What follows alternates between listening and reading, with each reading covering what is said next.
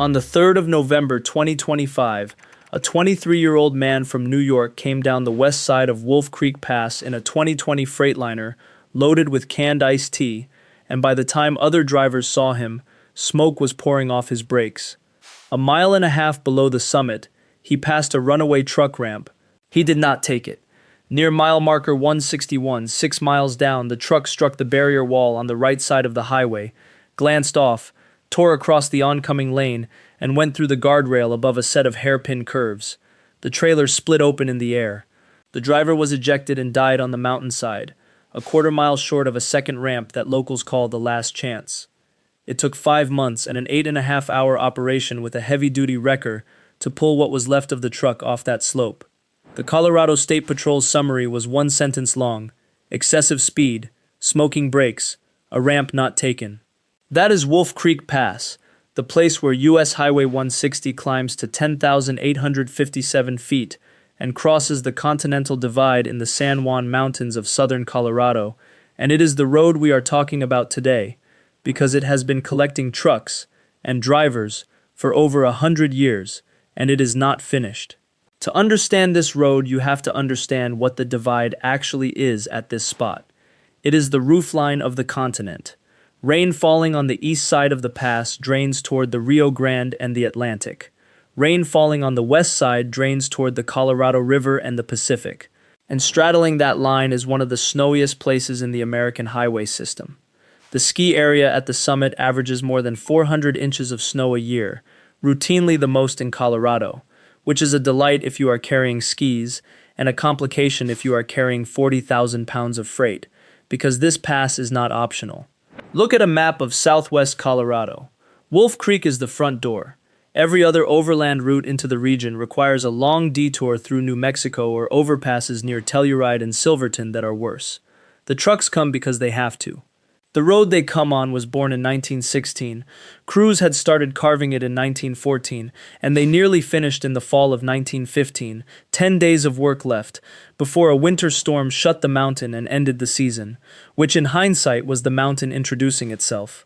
The pass formally opened on August 21, 1916, 12 feet wide, unpaved, built at a cost of about $5,000 per mile. 12 feet. A single modern highway lane.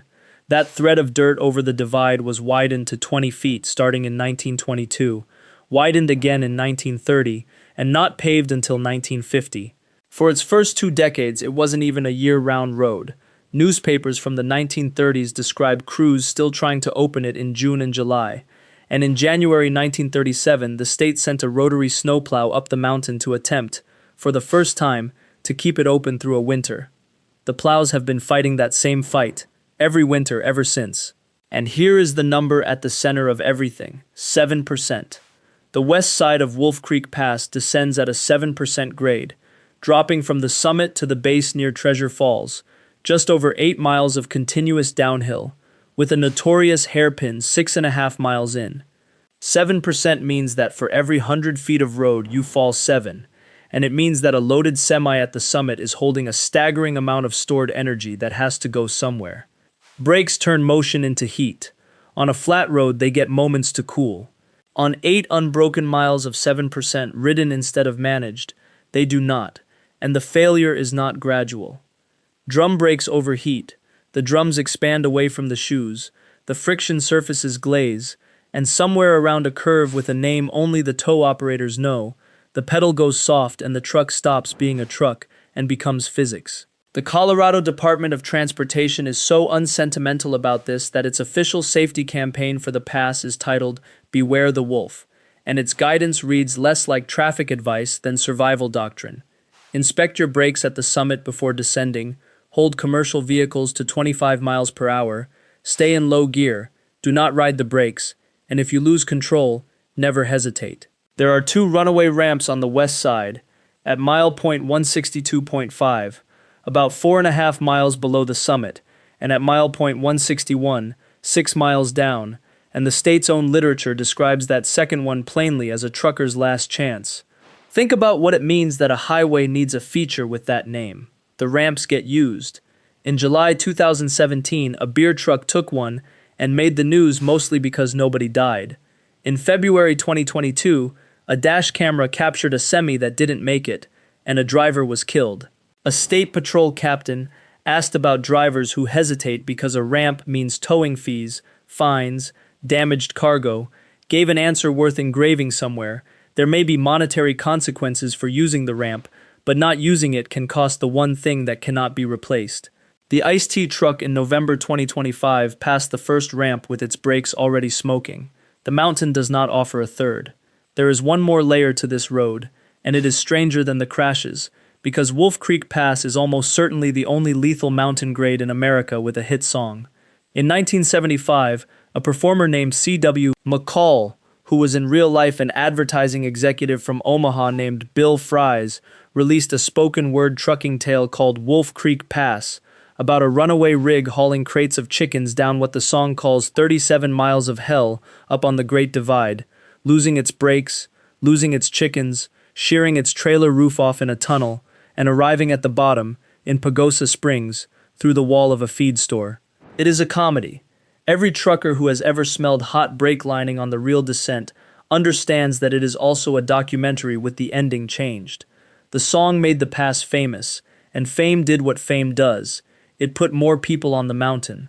The road they meet today is better than the one the song mocked.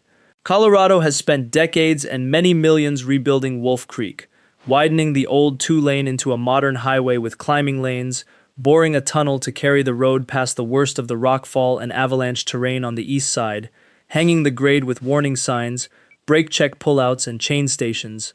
And still, the November 2025 crash happened on that improved road, in dry conditions, in daylight. That is the thing to sit with. The engineering keeps getting better, and the fundamental arithmetic does not move, because the arithmetic is the mountain itself. 10,857 feet at the top, roughly 8,000 at the bottom, and gravity collecting the difference from every vehicle, every trip, without exception. The improvements have never repealed the grade. They have only given drivers more chances to respect it. So here is the instruction the title promised, and it applies to you in a Subaru as much as to anyone in a Freightliner. Before you start down the west side of Wolf Creek Pass, stop at the summit.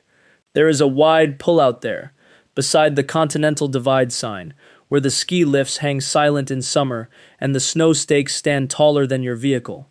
Check your brakes, then shift into a low gear and leave it there, and let the engine do the holding, because the pedal is a savings account, and 8 miles of 7% is a withdrawal that can empty it. Watch for the hairpin at 6.5 miles. Know that the ramps are at 162.5 and 161 on the right, and that they exist because people before you needed them, and that some of those people are alive today only because they swallowed their pride and steered into the gravel. And then, having done all that, enjoy it, because this is one of the most beautiful drives in Colorado. The road comes off the divide through spruce and fir, past the white ribbon of Treasure Falls dropping 100 feet beside the highway, and unrolls into the valley where Pagosa Springs sits steaming around its hot springs. From the scenic overlook above the hairpins, you can see the highway below you, looping down the mountain's face like a dropped ribbon, and on a clear evening the San Juans go from green to blue to black as the light leaves them. It is the same view the 1916 crews had when they finished their 12 feet of dirt, the same view the plow operators get at dawn in January, the same view that filled a windshield on the 3rd of November 2025, in the last seconds before the guardrail. The mountain composed that view over millions of years and charges for it by the pound and by the mile. The old-timers who named the ramps understood the terms. First chance, last chance, beware the wolf. The pass is open today, in both directions, and the snow stakes at the summit are waiting for winter. And somewhere east of the divide, right now, a loaded truck is climbing toward the top of 8 downhill miles, its driver about to make a small decision about gears and speed that the mountain, patient and impartial and 110 years into this arrangement, is prepared to grade either way.